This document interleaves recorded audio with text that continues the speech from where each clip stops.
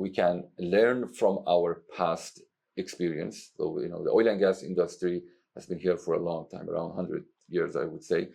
And we have learned a lot that we can repurpose our skills, our resources, our knowledge to move towards the more sustainable society, and in particular, more sustainable sources of energy. So while we're still producing oil and gas from our resources, we can diversify or I would say, instead of energy transition, we can say energy expansion, and diversify our energy sources. The good thing is we already have the skill set, we already have the technology domestically developed in Alberta. So I'm very happy that we are moving to the right direction.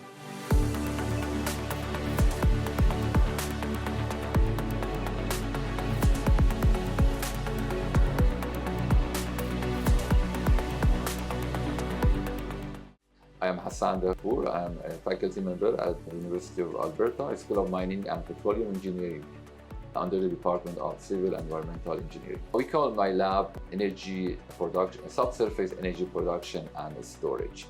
And for this particular Accelerator project, we are mainly focused on storage of hydrogen and other energy carriers such as compressed air and maybe ammonia in the future. It's quite novel, especially in Canada. This has never been done. We have been storing natural gas liquid, and other materials in salt caverns in Alberta for quite a time, maybe 50 years.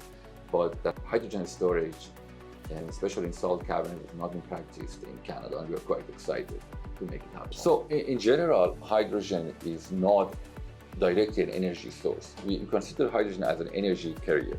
So if you have extra energy in the form of wind, solar, nuclear, or even if you have extra natural gas, we can convert that to other forms of energy. For example, we can use the excess electricity from wind, solar, and nuclear power plants to use that electricity for splitting water molecules and convert them to hydrogen.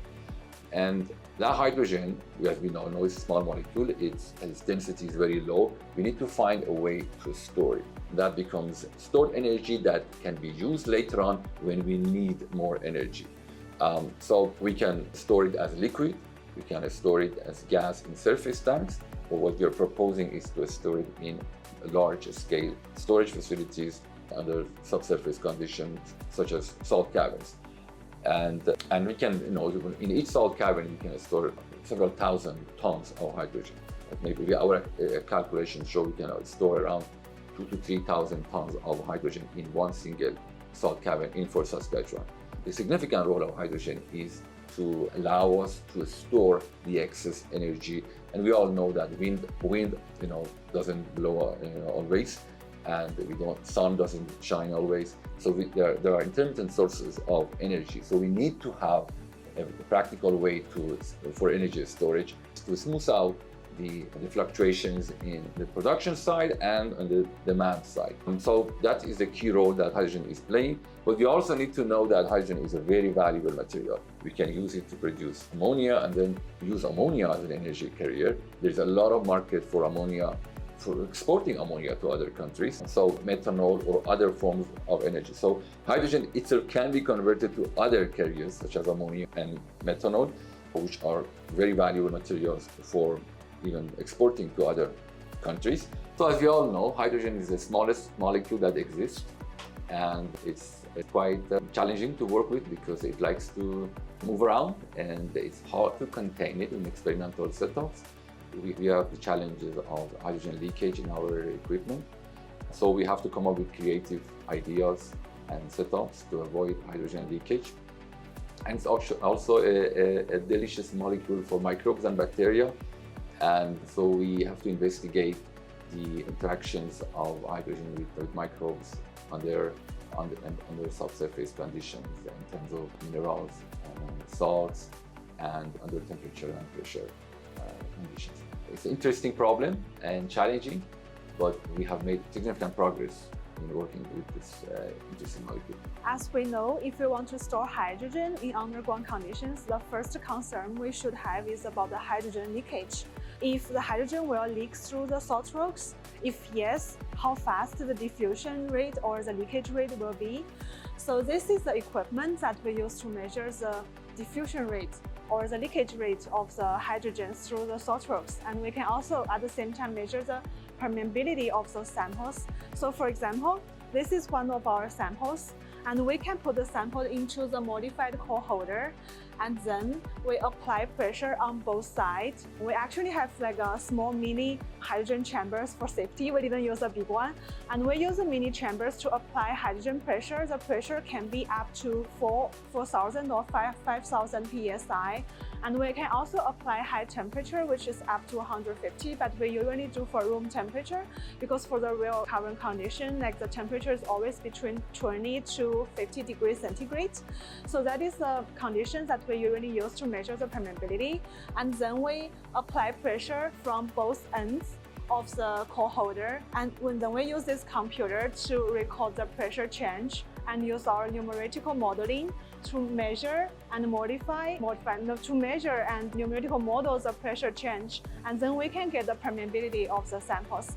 Then we compare the permeability of the salt rock samples along different depths, and we know what will be the diffusion rate or the leakage speed of the hydrogen through the salt rocks.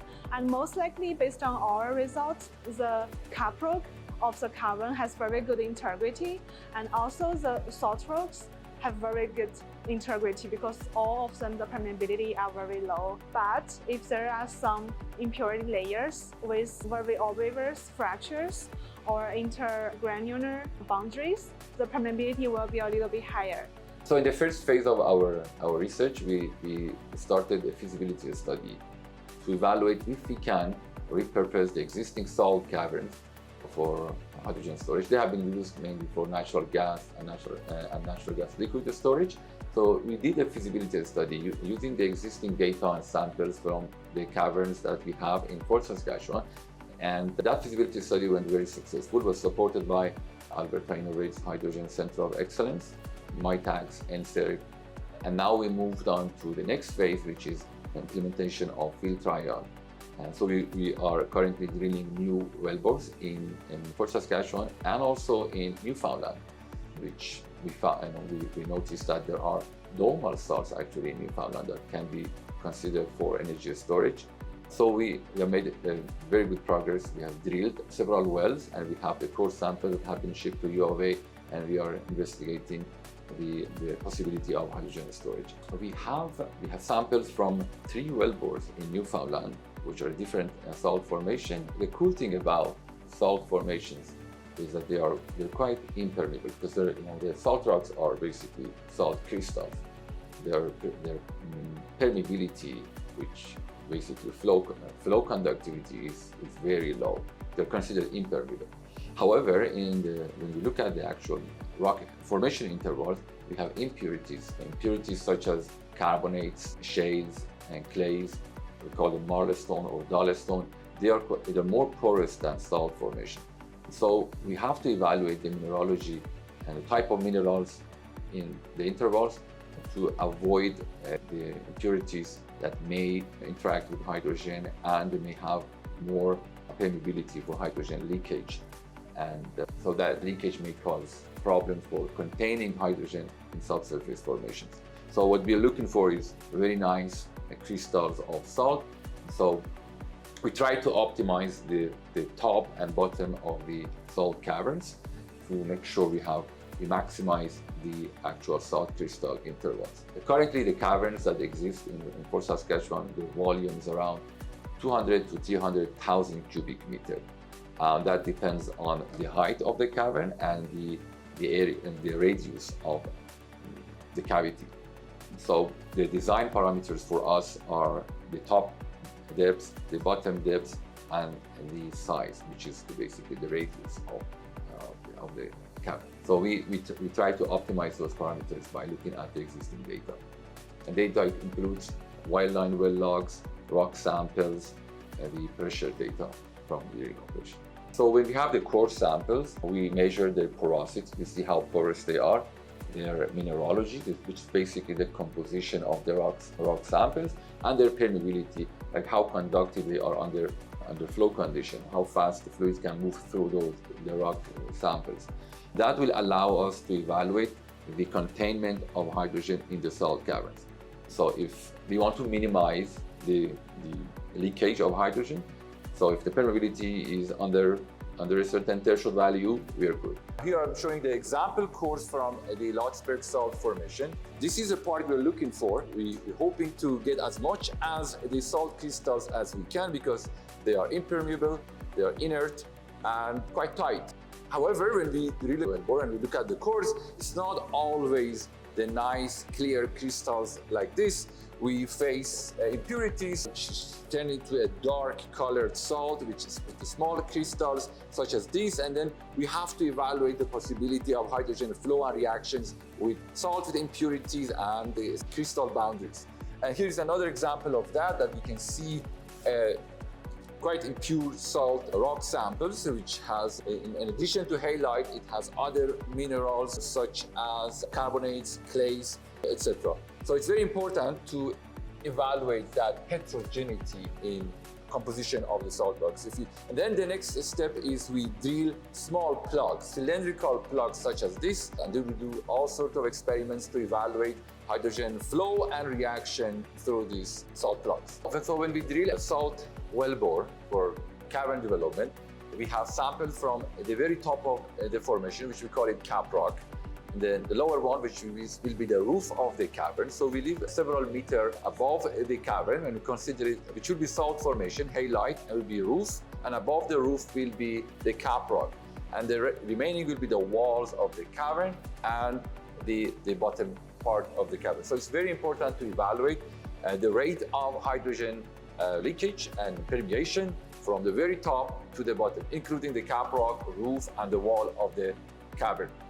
So as you see here, we have quite heterogeneous rock formation. So it's very important that we get samples, characterize them, and then under laboratory conditions, we measure the hydrogen permeation and reaction. So we have developed at U of A state-of-the-art facilities and laboratory equipment that will allow us to visualize and measure the interactions of hydrogen with rock samples at cavern operating conditions. One of the most exciting one is this high pressure, high temperature visualization cell that allow us to put rock samples as large as the drilled full-size core samples into this special cell and operate it at the actual in-situ underground conditions and measure the pressure, temperature, and visualize it during the interactions. So we call it high pressure, high temperature visualization cell because there are different type generations of pressure vessels and different manufacturers, they can just make different design as you wish. But the beauty of this setup compared to the other like the instruments is there is a see-through sight glass, which in this case it's a 3-inch sapphire glass, so which you can pressurize it up to 5,000 psi and simulate the downhole reservoir conditions and the pressure and the temperature. But at the same time, while it's pressurized, you can see what kind of interaction is happening between the gas and the liquid or gas with the rock sample. So we actually put like different size of these core samples. Like this one is the very common size of the core sample that we drill from the big, the whole cores. And then we put the sample inside the cell and we pressurize it with different gases. So in this case, because it's a salt rock sample, so we pressurize it with the hydrogen. So the setup has a temperature probe, so we can, and also heating jacket, so we can put the salt cavern temperature and maintain it. And we also made this enclosure to make it more safe and also maintain the temperature, so the temperature fluctuation doesn't change the test temperature.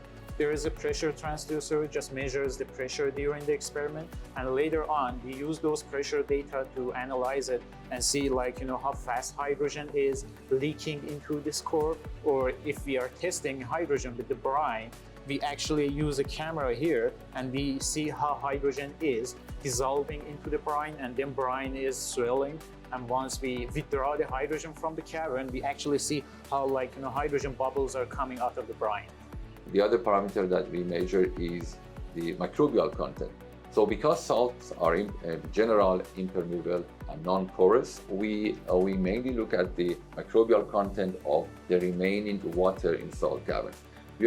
So it's good to know that the salt caverns are developed by a process called solution mining, which means we drill water into the well bores and then we wash the salt. And that process continues for weeks to create a large cavity. So there will be always some residual water, which is very high salinity, supersaturated brine at the bottom of those caverns. So when we inject hydrogen for storage, the hydrogen will be in contact with that water at the bottom of the cavern. So it's important to know the microbial content of the remaining water in caverns. So what we have done, we get samples from the existing salt caverns and we take it to biological sciences at the University of Alberta. So, and then we try to identify basically the process is called DNA sequencing to find the type of bacteria and microbes that exist and some of these microbia are introduced during the solution mining. So we use the river water for the solution mining, and then some of them are introduced. Some of them are native to the salt formations. And those formations the age of these rocks are around 400 million years. So there are some microbes and bacteria which were adapted to survive in this environment. So you have to challenge is how to distinguish between those that were introduced to the system and those that are native in the environment. The first phase is to identify them, and the next phase is to see how they interact with hydrogen when we inject into the caverns. And there are some concerns. So some of them, they may consume hydrogen and convert it to methane. So that may result in impurity of the hydrogen in stored hydrogen. And some others may consume hydrogen and convert it into H2S, and that is considered a dangerous gas.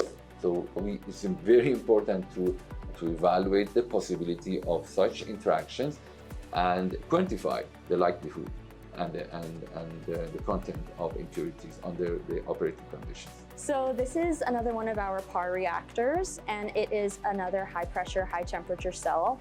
So it has high pressure of about 5,000 psi, and the temperatures are able to be higher than the visual cell reactor. This is the heating jacket here, and this here is the temperature sensor. Above it is the fume hood. You can probably hear it. It's quite loud, but it ensures that any hydrogen that is leaked out gets vented safely. So for my research, I'm looking at the biogeochemical reactions that occur in salt caverns, and I'm doing some anaerobic enrichment cultures in the biological sciences building. Additionally, so the way that we can use this PAR reactor in terms of the biogeochemical experiments is to essentially mimic the salt cavern conditions of about 3,000 psi and temperatures of about 30 plus degrees Celsius. So from this, you're able to take out some brine, and you are able to do pH or compositional analysis on the brine. You're able to vent some gas and use that for gas chromatography analysis. So this is another one of our instruments that's very beneficial in trying to simulate what happens in a salt cavern. We've collected salt cavern brine from an active salt cavern in Fort Saskatchewan, and I've done some 16S RNA gene sequencing on that to identify to the genus level what is present in that microbial community. And that's DNA sequencing? Yes, exactly, DNA sequencing, so we're able to see what is actually living in that brine. And then I've exposed it to hydrogen headspace, and those samples have been incubating for about 150 days now, and I'm in process of doing another round of sequencing to see what has grown from that original brine. The key problem for practicing hydrogen storage in Canada is to make sure we update the existing codes and standards. The current standard for subsurface storage operations is CSAZ 341 and Association. For that amendment requires relevant field laboratory data to make sure we have the relevant codes and standards in place for a safe and sustainable operation of hydrogen storage. So we have performed significant laboratory experiments using the actual rock samples from the existing and new wellbores. And so this data will be considered as the input for updating the existing code. And that includes the required field testing, field pressure testing to make sure the hydrogen or any stored material will not leak towards away from the cavern and remains contained, so that and the current practices are mainly around the type of casing, the number of casing, the number of packers that we install inside the wellbore, and the type of cement that we use, and also the mechanical integrity test that needs to be done to make sure we have a stable storage facility. So what we are doing now is the first step, performing laboratory experiments to have the initial database and also the field testing operations. One of the most important tests we are using is mechanical integrity test, and we use that. The fluid that we use for this test include first brine, then nitrogen, and the last stage is hydrogen. So this combining the lab data and the field testing data will provide a comprehensive database for updating the codes and so on. So far, we have been producing oil and gas from underground formations that were actually formed around 400 million years ago in Alberta. And now we see that we can, and this is the energy which were generated and stored by nature during that such a long period of time. Now we are moving to a next step, which we use other renewable sources of energy, so, as I mentioned, wind, solar, hydro, nuclear, and we are storing it in our time frame. We are storing in our engineered facilities in subsurface formation. So the key formation we are looking at here is the Lotsberg salt. We have other salt members around Alberta and Saskatchewan, which is prairie evaporates, Cold Lake formation. If you look at the lateral area of the salts that we have around Alberta, is more than 1 million square kilometer, which is a massive resource. And again, that salt layer was formed around 400 million years ago.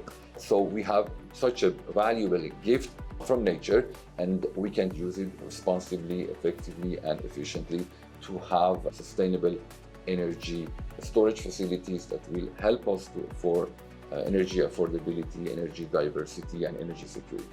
We have been working with Kira as our key partner. We started the project with them, and we also are working with Cenovus, an upstream company. And from the East Coast, we are working with Vortec Energy, who are involved in drilling operations in a domal salt formation called Robinson River Salt in Newfoundland.